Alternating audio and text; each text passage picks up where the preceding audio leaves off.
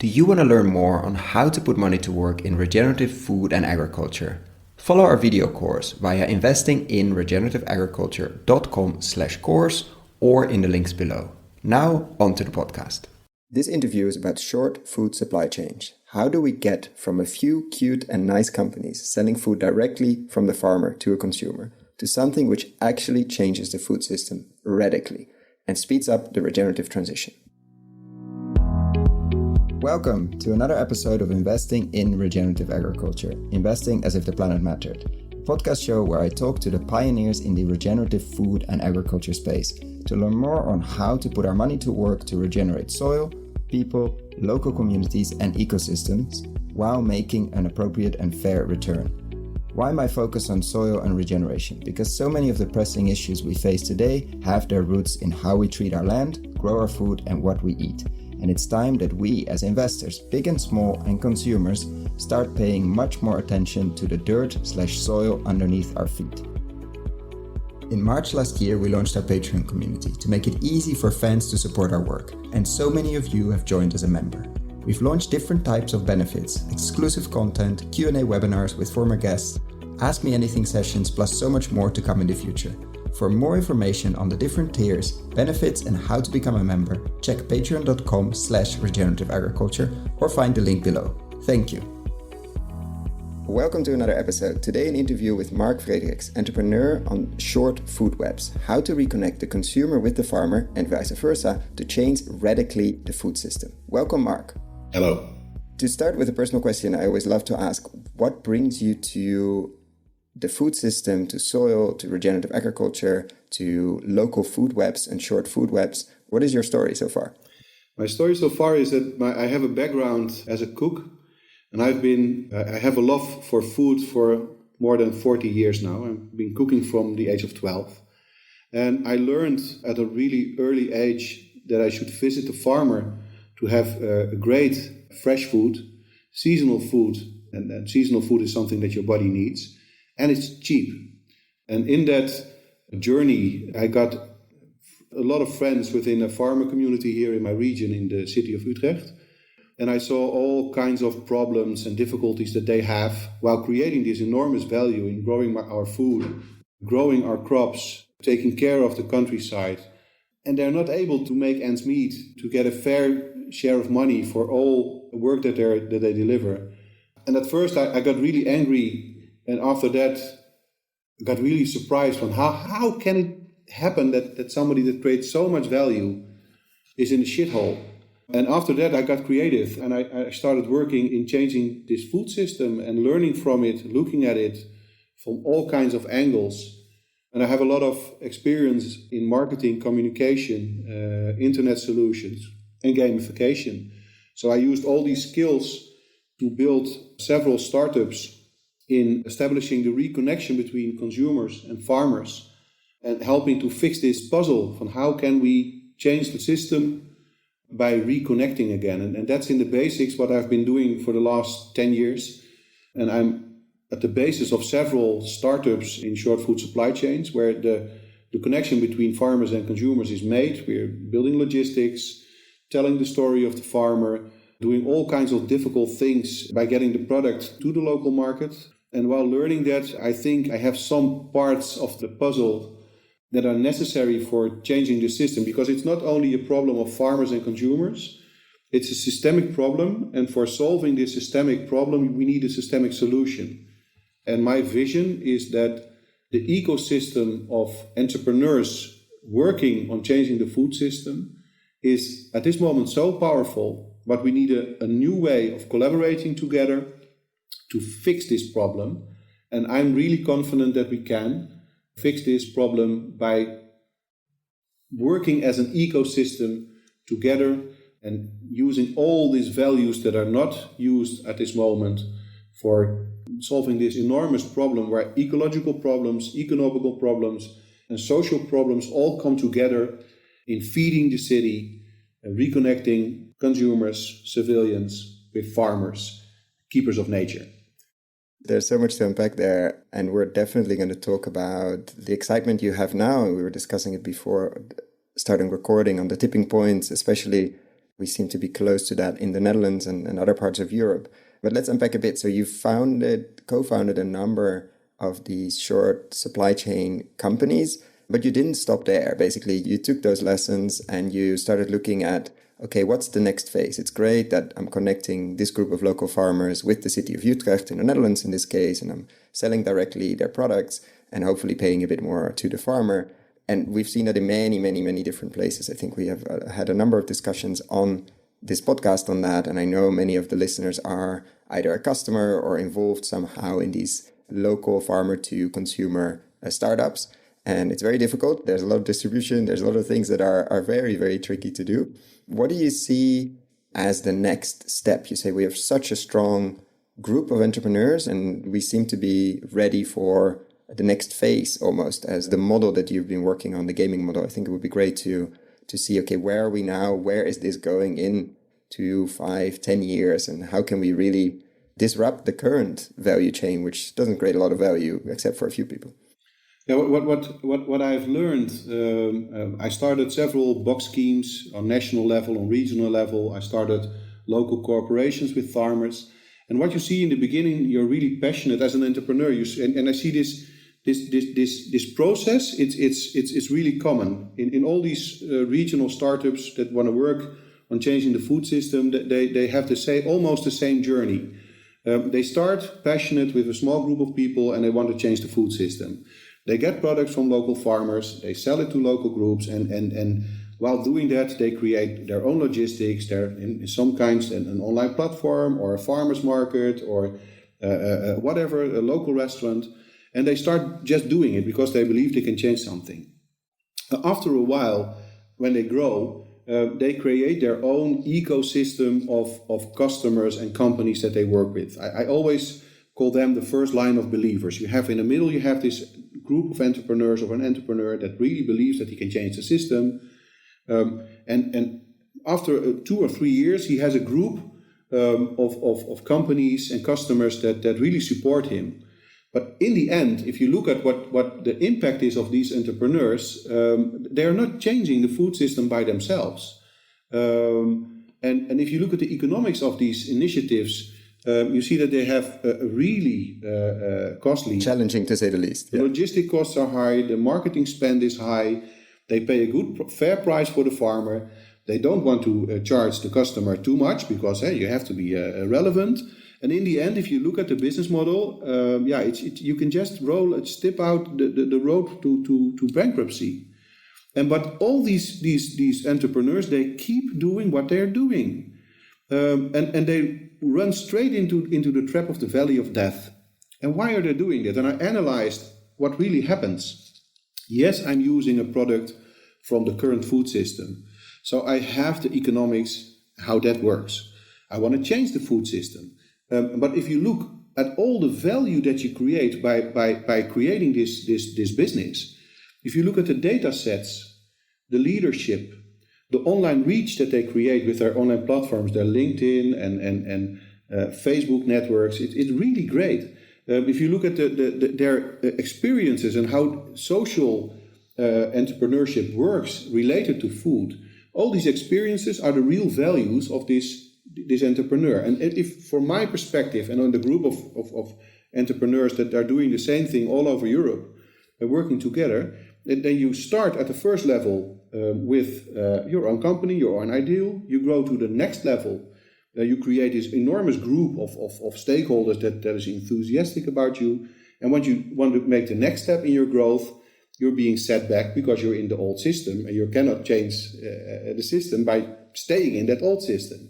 And normal at the current market is a game model where, just like an online shooter game, I start playing a game, I grow, and I kill everybody around me, so I will be the big monkey on top of the mountain. And that's the system that we're in right now. The system that we, as a food change movement, want to adapt is I start doing something, I'm getting really powerful in my own region, and I'm not looking for killing all my competitors. I want to be more inclusive. I want to grow. But I'm in the model of being the big one on the big monkey on top of the mountain. And if you look at multiplayer online games, our children, I have two daughters, one of 11 and one of 14 years old. They are being brought up playing multiplayer online games. And I always visualize it as, okay, how do these games work? At first, I start my own account, I build my own village, and my startup. I grow and I create a big city. That's level 2, a regional alliance of stakeholders. And then I go to the next level and I'm not able to really change the food system working by myself. And in the gamification, they have a solution for that. It's called a challenge room or a dungeon. You have this big monster on level 3 changing the food system. Because basically what you're saying is at some point all these different, let's say, startups, they get slightly more mature. They maybe are, let's say, close to break even. They have a number of investors invested in them. They have a good set of clients, like the early adopters, the consumers. They have a good set of farmers. But then what's next? How do you really start changing the food system? You need this cooperation model with others like you, but obviously there's this almost animal instinct, or there's this natural instinct of competition. And you're saying this challenge room, this learning from multiplayer games, that maybe some of the audience are very aware of because either they play it or their children, and some others are not. So I definitely urge you to dive deeper into that. The solution that we know from the gaming world is a challenge room, like something where you can leave behind your competitor jacket and put your cooperation jacket on and basically get to work together. If I summarize it well. Yeah, how it works is after a while you realize that you are not able to come from level 2 to level 3 on your own. Every time you want to challenge this big hairy monster at that level 3. And what would be a hairy monster in like a concrete one that you run against when you when you're running your company, your short supply chain company in Utrecht? What was a big hairy monster that you felt you couldn't tackle by yourself? At the basics, I'm not really changing the food system. I'm just selling a product and give the farmer a small extra margin. And I'm running a really complex small wholesaler, and in that is the problem. Small wholesaler in the same sentence is difficult. Yeah, so that's difficult. But I'm started this company that I want to change the food system. I want to have a fair system where all values are used. How can we pay a farmer not only for creating our food, but also paying him for storing the water in his soil? How can we create a value-driven food system where I feel as a consumer, I feel myself part of my own local food culture? Now it's all disconnected. And you cannot solve that by only being a wholesaler selling some local products from a current food system and pay the farmer much more. And so every time I'm at a level and I think, okay, now I have a good group of customers and now I want to jump and grow and really have impact, I don't have enough margin to solve that problem. And it's not a problem that's only mine, it's a problem that we all have. So how do you solve this problem? And I been working on a multiplayer online gamification model where at level 2 you have this group of clients and local governments, universities that all work together. How can we collaborate with other regions and solving, for instance, the logistical challenges that we have? We pay a lot of money for this local distribution. I collect products at a farm. I have my own small warehouse and I deliver it to a customer, and I have one truck driver, maybe two, and if I am lucky I have 3. Yay!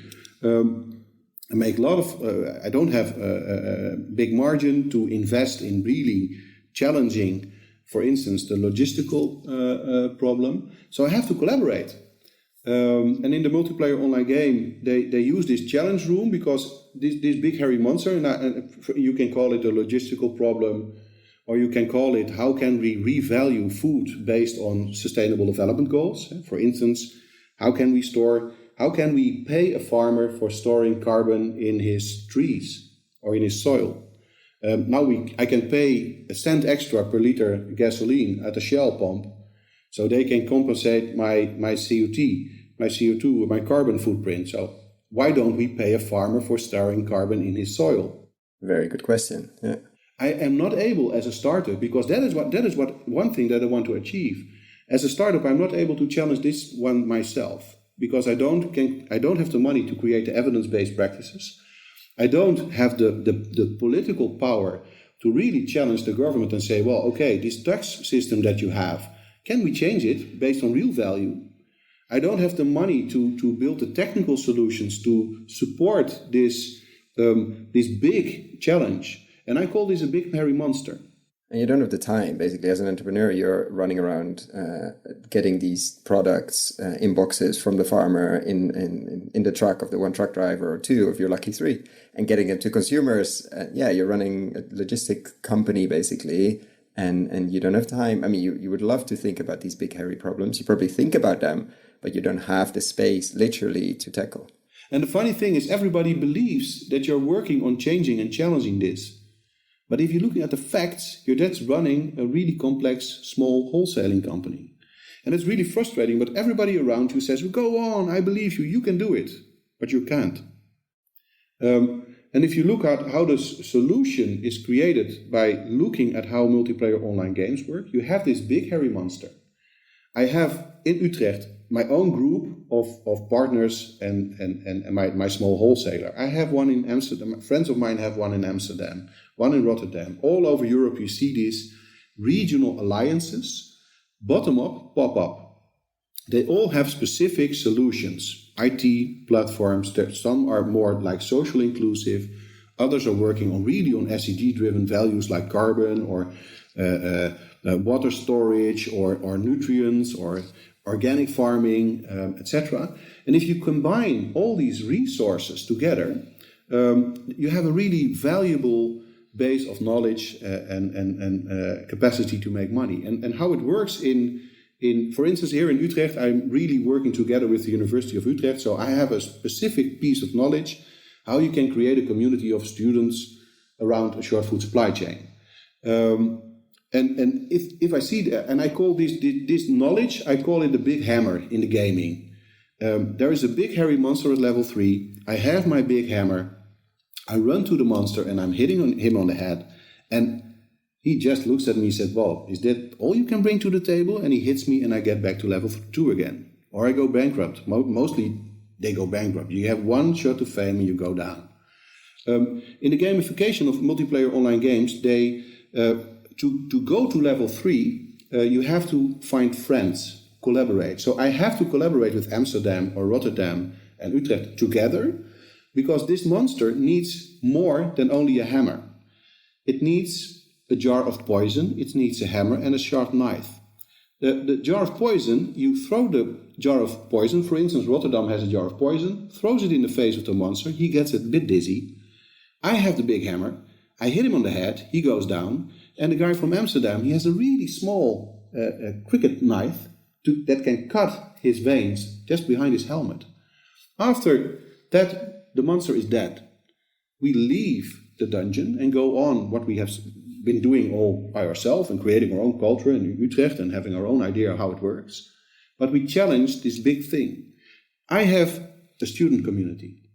In Rotterdam, they are working on evidence-based practices based on carbon storage and the value of that in trees and in soil. In Amsterdam, they are working with collaborating with a network of banks and municipalities together. If you combine these inventory, I call it, the hammer is my student community, the sharp knife is the knowledge of how the value of storing carbon in trees works, and the jar of poison can be my enormous network with governments that help me reestablish the value underneath what we have been creating. And bringing these together challenges the problem. And if you look at all the inventory that is available right now in the landscape of all these cells, regional cells of collaboration with their specific inventory, That can be specific databases. It is the reach that we have with our social networks. Some tools. I have a food truck, a food festival. I have all these instruments that I can bring into the table. The authority, the leadership of the individual entrepreneurs within that region. The expertise, specific expertise on SDGs. And they also make money. It's not a lot of money, but it's more than enough if you combine it. And bringing all these values together in a challenge room construction and combining these regional alliances together, creating eventually a market that is a market-driven demand for food based on real SDG goals, but also included in a social network. I think if we are really aware of the value that we have next to the product that we sell, we can face these challenges. And I don't think it's very difficult. All we need is a strategy that works. We can play this game together. You have some game rules, and we have all these valuable elements that are not used right now. We are not using the collective reach of our social network and are not aware of the power that we have if we combine it. I made a small analysis of the ecosystem in the Netherlands of all these short food supply chain entrepreneurs, and I analyzed the combined LinkedIn lists of connections, and we saw that all these regional players have a national level playing field with stakeholders in government, in healthcare, at universities. We know almost all relevant stakeholders, but we ourselves in our region are not able providing the solutions to collaborate on a national level with them. And that is in the essence the solution and the strategy that we within Local to Local and AMT, my company, implemented within the Netherlands. And so basically you're the coordinator, because that's, of course, I'm imagining everybody in level 2 sees the value, sees the potential, but then is also struck by limits of time, as we discussed before. So you need someone, or you need a team, or you need an entity or something that organizes this challenge room, calls the players together, and also puts the big hairy goal of this challenge, this specific challenge, on the wall and says, okay, bring your tools, bring your inventory, because we need to tackle this year or this quarter or whatever the challenge is. And that's what you basically have been doing in the Netherlands.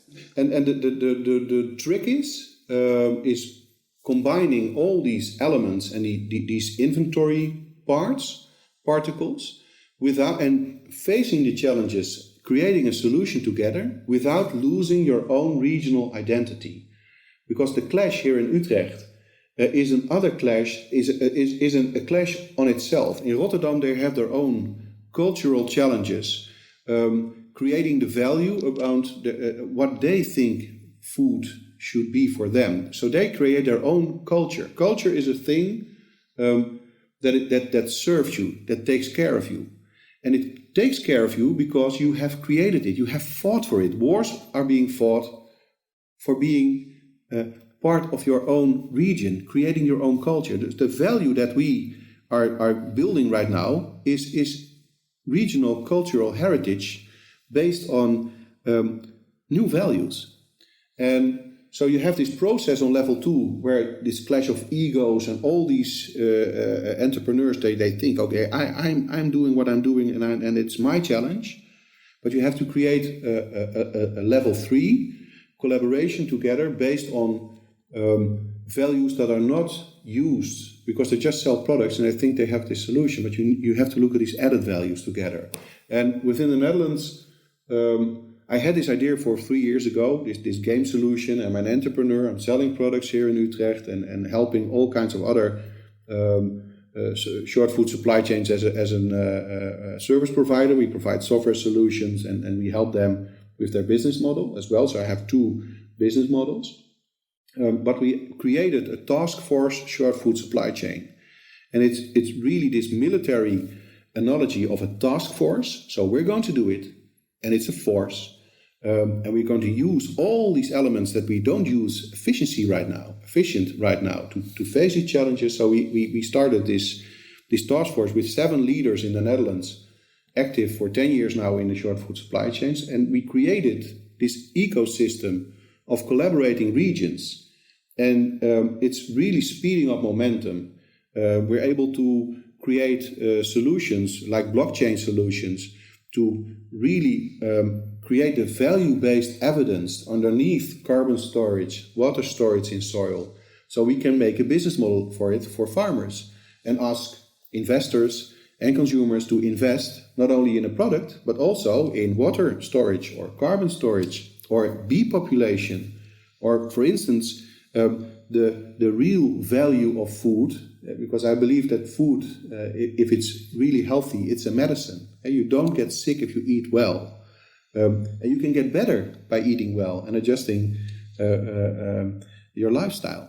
But at the moment, we're obviously not, let's say the goals of the system are not that food as medicine. And you mentioned a few times before, like the current pioneers in the direct to consumer market are still selling the same product that the farmer is also selling in other supply chains. So there's not fundamentally anything different to the product. He or she as a farmer is just paid a bit better, and probably it's a bit fresher. So maybe it is a bit better. But the future big hairy goal is, okay, food as medicine, great.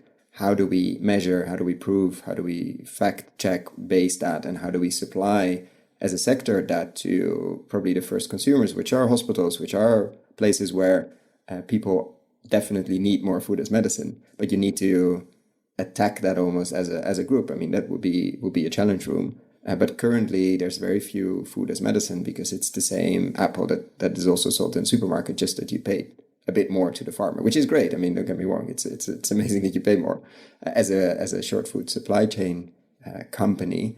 But the next step would definitely be that discussion and that fundamental discussion on, okay, what are nutrients and what needs to change on the farm to have food as medicine more. Yeah, and it's a systemic problem. If you look at how can we get food the definition of a medicine, and there is a protocol for that, and all these pharmaceutical companies, they have they own the language calling something a medicine. They have the structure and the processes and the procedures are tools of power to them. And the challenge is, if we re-establish the connection with society, we have this enormous group of customers with a lot of money, with a lot of voting power, political power. And we also create instruments to really make the evidence-based practice underneath. For instance, you can call honey, local honey, is a medicine for how we call it, hay fever. What's the name of it? Yeah, hay fever. Yeah, definitely. Some certain type of allergies. Allergies. A doctor is not allowed to prescribe honey against hay fever. If he does, he gets a fine. Because in all books, in all facts, honey is the best medicine against hay fever.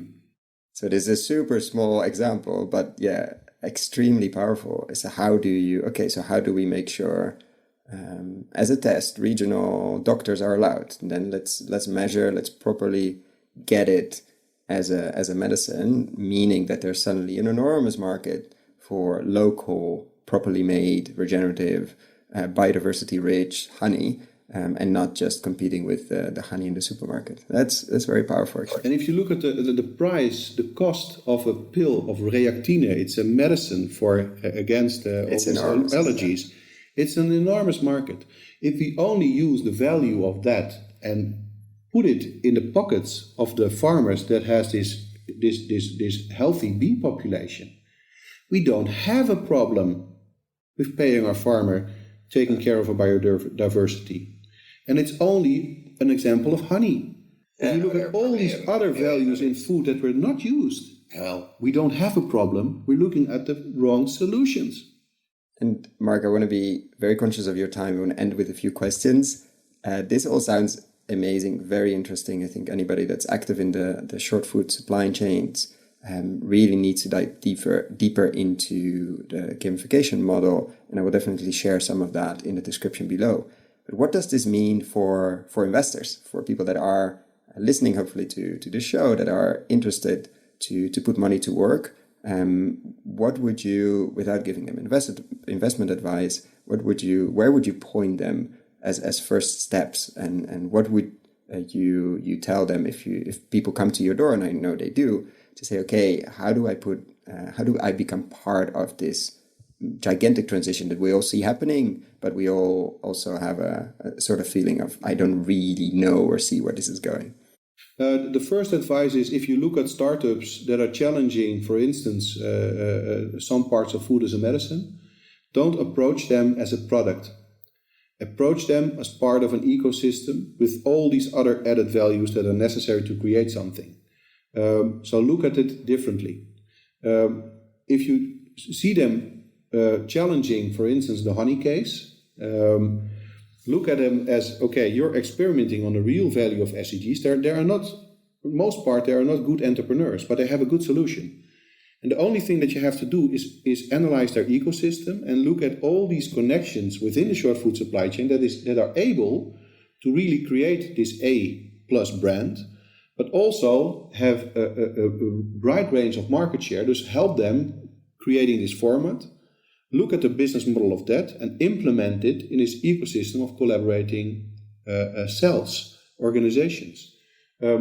And that's a different approach than just, okay, we have honey, how much can you produce, how large is the market, but challenge by collaboration. I think that is the best advice that I can give them. Don't approach them like a single product, look at their magic ecosystem. Bullet, yeah. And that's the best lesson. And I think the momentum now in the market of organization clinging together, creating this momentum.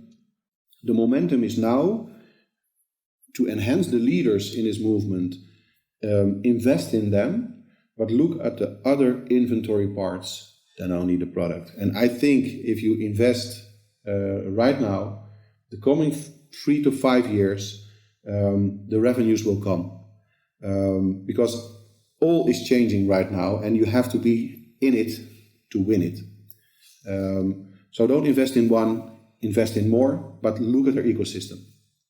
And if there's one thing, let's say you have a magic wand, and there's one thing you can change overnight with just moving that wand and say, okay, tomorrow morning we'll wake up and Mark changed something in the food and agriculture system. If it could be anything, what would that be? My challenge is, and I started with that I have this ecosystem of students collaborating with our farmers. What I'm changing is I reestablish the connection between universities and schools of applied science with the primary farmer. So I create a future perspective for the farmers with the young and talented people with all this new knowledge.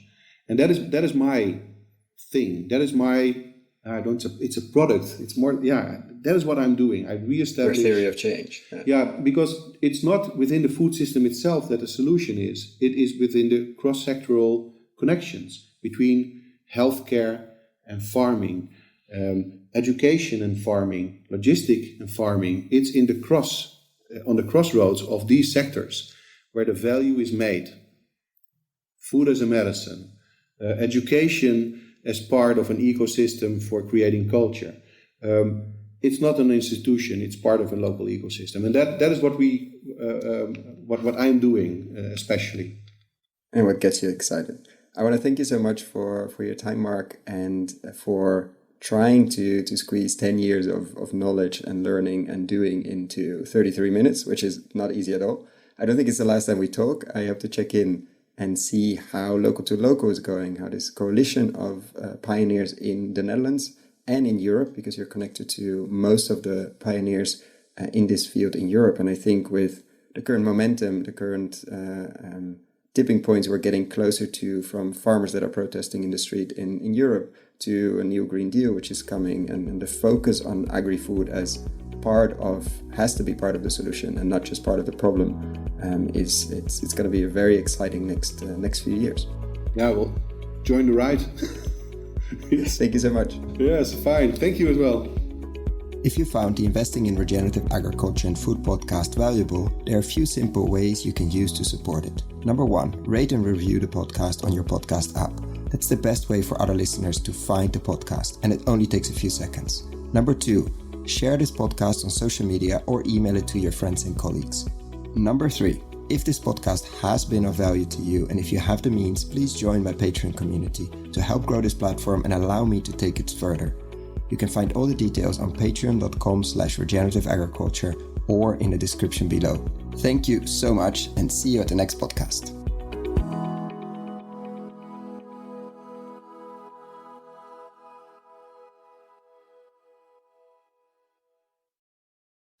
Dear friends of the podcast, I'm super excited to share with you the online video course Investing in Regenerative Agriculture and Food. How to put money to work in regenerating soils at scale and growing a lot of tasty food while doing it.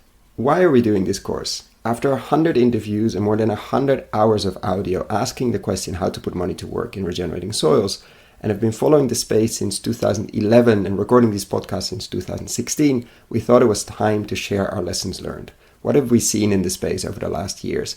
How have we built our decision-making framework? What to focus on with the podcast? How have we picked interviewees? And what questions should you ask? What is happening in the space? What should you read? What should you listen? What should you watch? How to approach this space? For whom is this course? You, the soil builders and investors in this space. The soil builders, people working in this space, entrepreneurial farmers, fund managers, vehicle builders, crowd investing, platform builders, agtech companies, farm-to-gut food companies, permaculture, keyline designers, holistic management consultants, etc., etc. People that are building soil at scale. And the investors who are putting their own money to work through their family office or as private individuals, or people who are putting other people's money to work through foundations, institutional capital, banks, insurance companies, etc. Is this course free? No. This is pay what you think it's worth.